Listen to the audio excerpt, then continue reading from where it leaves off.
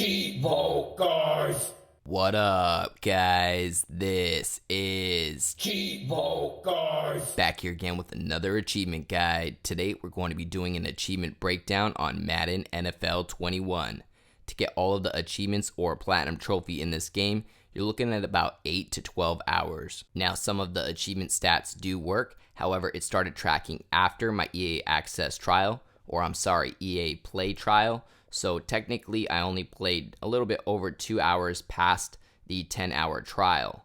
So it took me about 12 hours, but I was doing a lot of experimenting, making custom rosters for you guys and things like that. I think ultimately, if you know what you're doing, you can get it done in your 10-hour EA Play trial. It should take about 8 to 10 hours. Now, ultimately, about half of the achievements or trophies are related to Face of the Franchise mode. It's going to be 490 gamer score worth for about 9 achievements. So 9 achievements or trophies are related to Face of the Franchise, and that is worth 490 gamer score. So just keep in mind that about half of this completion is related to the story mode, and the story mode takes about 3 to 4 hours as long as you know what you're doing and you know how to simulate an effort to get through the story mode faster. Now, this video is just going to be more of a summary on how to get the full completion or platinum trophy. I did make individual video guides for all of these achievements. If you're having any trouble with any of these miscellaneous achievements, I'll make sure to leave a link below for my Madden 21 achievement guide playlist in the description. Our first achievement was in previous Maddens. It's called Already in Progress. I think this is one of the achievements that end up being unobtainable after the servers get shut down or the following season, just because this is related to playing a Play Now live match. A Play Now live match represents one of the games that is going to actually be played in real life NFL this week.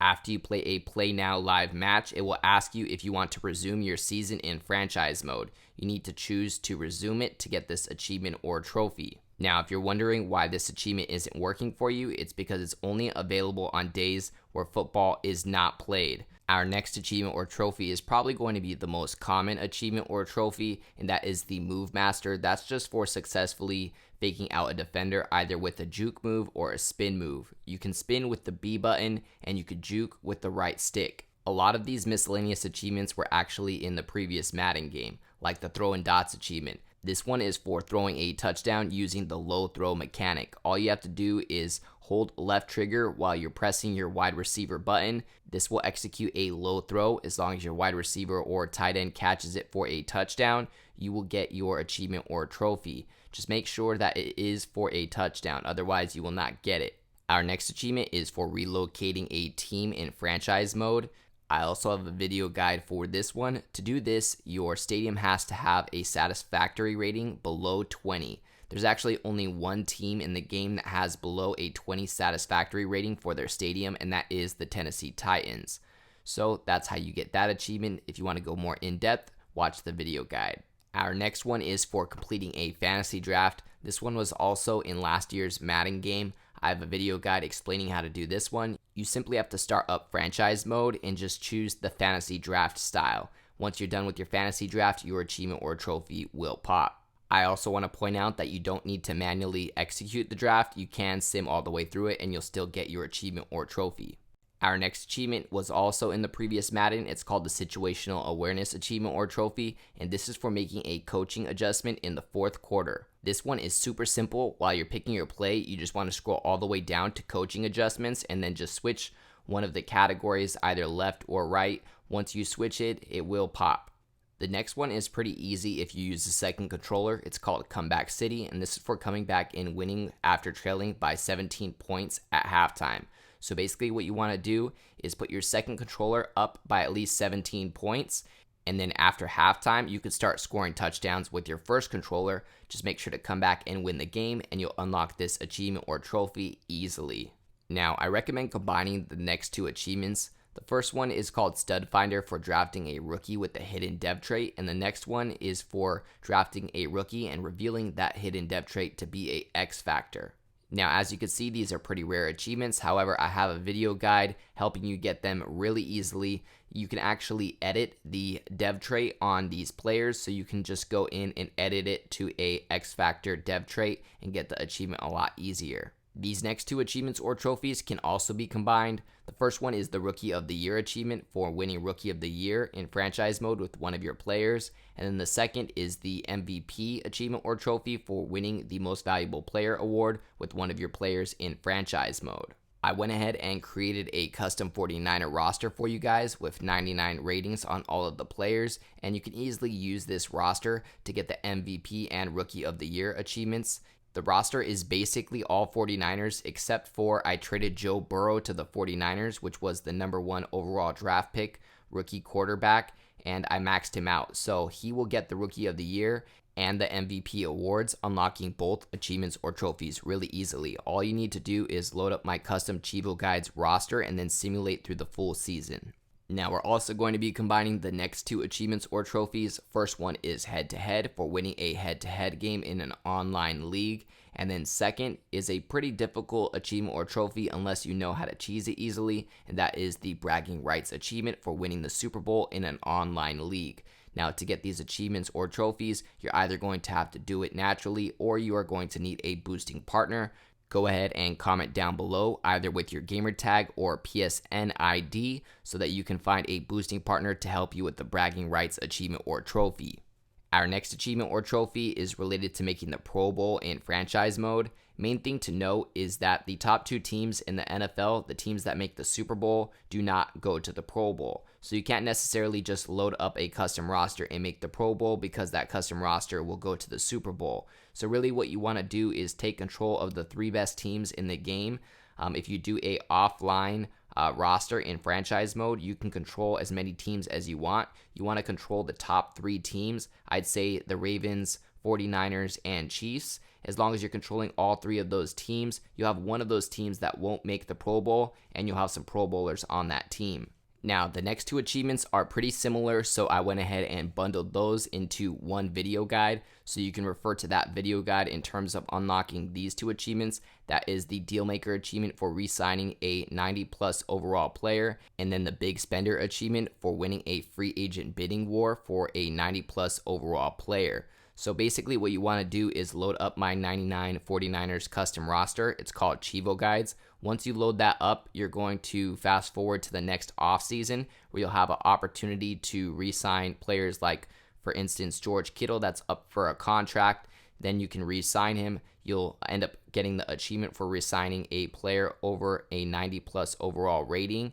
And then second, you can advance to the next season. A couple of your players that were rated 99 will not get re-signed and they'll end up free agents, and you can simply sign them once they're free agents to get the Big Spender achievement or trophy. Alright, and next we have some achievements that are actually new to Madden 21. For instance, the Unblockable achievement is a new one. This is for on 3 plays creating a sack or tackle for loss with a pass rush move win.